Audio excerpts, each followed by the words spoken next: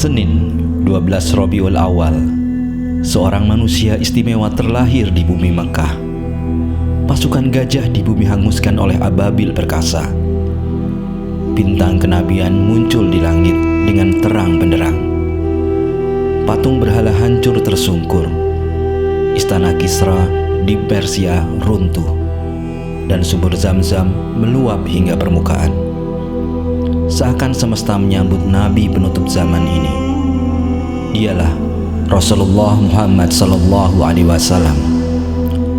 Kisahnya menginspirasi manusia hingga akhir zaman dan menjadi suri tauladan istimewa bagi siapa saja yang ingin berjumpa dengan Robnya dengan wajah tersenyum. Jamaah sekalian, dengan menyebut nama Allah, inilah persembahan Sekolah Tahfidz Taman Firdaus dalam sebuah drama sirah nabawiyah berjudul Kisah Perjuangan Rasulullah di Kota Mekah. Selamat menyaksikan.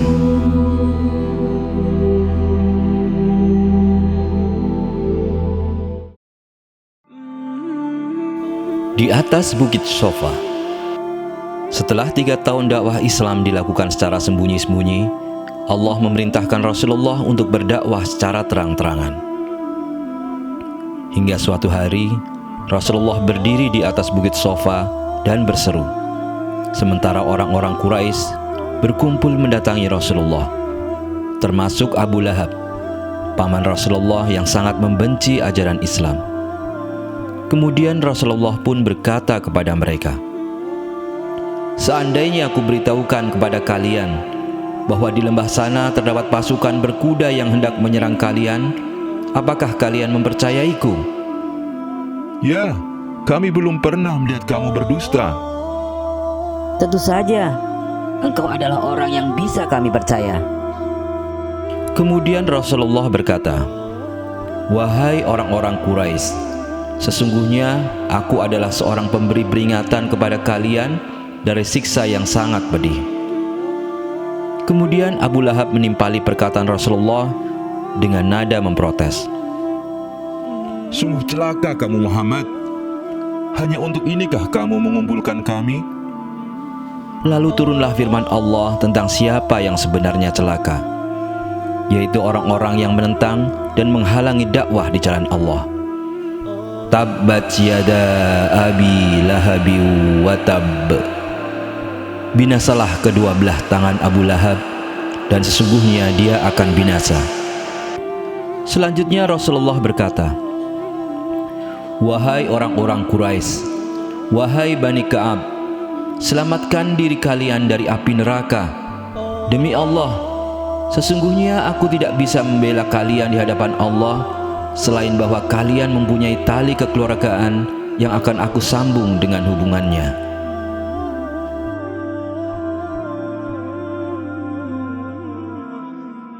Menggiring opini bangsa Arab.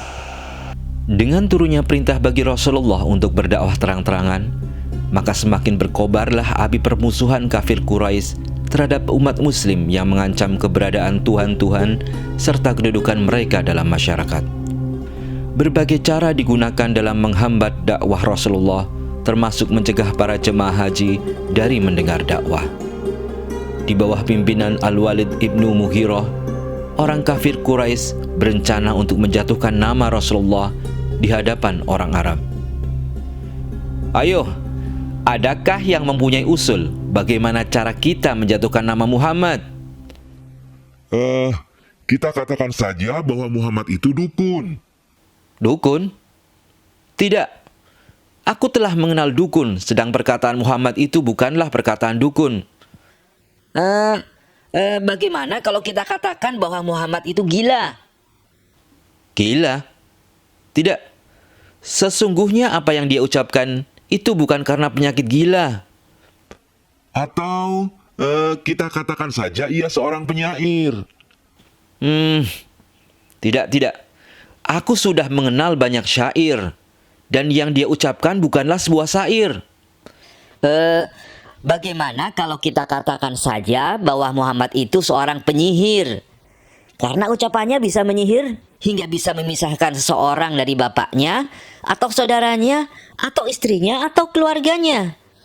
Nah, ini lebih pas. Ayo kita sebarkan gosip bahwa Muhammad adalah seorang penyihir ke seluruh orang Arab yang datang ke Mekah ini. Mereka pun membubarkan diri dengan satu kesepakatan untuk menyebarkan berita bahwa Rasulullah adalah seorang penyihir, agar orang-orang Arab enggan untuk mengenal ajaran Islam lebih dekat. Kesabaran Rasulullah. Di lain kesempatan, orang kafir Quraisy menunjukkan permusuhannya yang hebat dengan kaum muslimin. Dengan berbagai cara, mereka mengganggu, menteror, bahkan melakukan penyiksaan agar kaum muslimin kembali kepada berhala-berhala mereka. Suatu saat Rasulullah sedang beribadah di depan Ka'bah. Sementara tidak jauh dari Rasulullah, sekelompok orang kafir sedang duduk bercengkrama mengomentari apa yang Rasulullah lakukan. Di antara mereka adalah Abu Jahal dan Uqbah bin Abi Mu'ayth yang sangat membenci Rasulullah. Siapa di antara kalian yang mau membawa kotoran binatang lalu meletakkannya di atas punggung Muhammad saat ia sedang sujud? Seketika bangkitlah seseorang yang paling celaka, Uqbah bin Abu Mu'ayth. Saya, wahai Abu Jahal, aku akan sangat senang melakukannya. Kemudian Uqbah pun mengambil kotoran dan menunggu Rasulullah hingga sujud. Tanpa ada keraguan, ia pun meletakkan kotoran binatang itu di atas punggung Rasulullah di antara kedua pundaknya. Sementara Rasulullah tetap terdiam, melanjutkan sujudnya hingga Fatimah, anak kesayangan Rasulullah yang melihatnya, segera membersihkannya dari punggung Rasulullah. Fatimah berkata, Wahai ayahku, begitu jahat orang-orang kafir kepadamu. Padahal mereka tahu engkau adalah manusia pilihan Allah sebagai pemberi peringatan. Rasulullah pun berdoa dengan menyebut nama-nama mereka dan berkata, Sabarlah wahai anakku, sesungguhnya mereka akan menanggungnya masing-masing di dunia dan akhirat. Benarlah doa Rasulullah, bahwa nama-nama yang Rasulullah sebutkan dalam doanya adalah orang-orang yang binasa di sumur Badar. Begitulah perjuangan dan kesabaran Rasulullah di masa awal perkembangan Islam. Tidak semua kebaikan dan sifat baik Rasulullah mendapatkan penerimaan yang baik dari kaum Quraisy. Bahkan cacian, hinaan, teror, dan perlakuan buruk senantiasa Rasulullah dan para sahabatnya terima. Namun Rasulullah tetap istiqomah dalam menyampaikan kebenaran, yaitu berdakwah meninggikan kalimat Allah di bumi. Semoga kita bisa mengambil suri toladan dari kisah Rasulullah yang menginspirasi ini,